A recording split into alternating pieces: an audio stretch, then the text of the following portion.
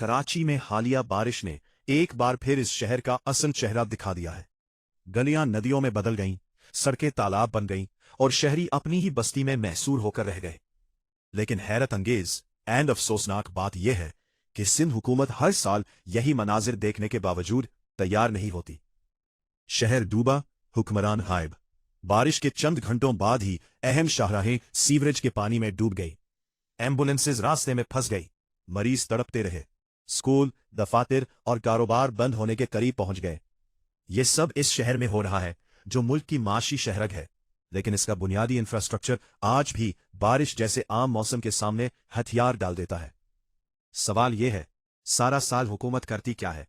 सिंध हुकूमत सालाना अरबों रुपए निकासी आब, सफाई और बल्दियाती निजाम के नाम पर जारी करती है, लेकिन जब बारिश होती है तो ना मशीनरी नजर आती है, ना अमला, ना कोई इमरजेंसी प्लान, और हुकूमती नुमाइंदे अपनी गाड़ियों में बैठकर मुआयना करके चले जाते हैं। हर साल एक ही कहानी, अवाम का सब्र अब खत्म। कराची के शहरी बरसों से एक ही सवाल पूछ रहे हैं, बारिश के बाद शहर क्यों डूब जाता है? लेकिन हुकूमत के पास आज भी इसका कोई जवाब नहीं, कोई हल नहीं, कोई संजीदगी नहीं। मुतालबा विफाकी व सूबाई सतह पर फौरी तहकीकात की जाए और ये जायजा लिया जाए कि अरबों रुपए के मंसूबे आखिर कहां जा रहे हैं। कराची को जबान के वादे नहीं, अमली हिकमत अमली और जवाबदेही की जरूरत है।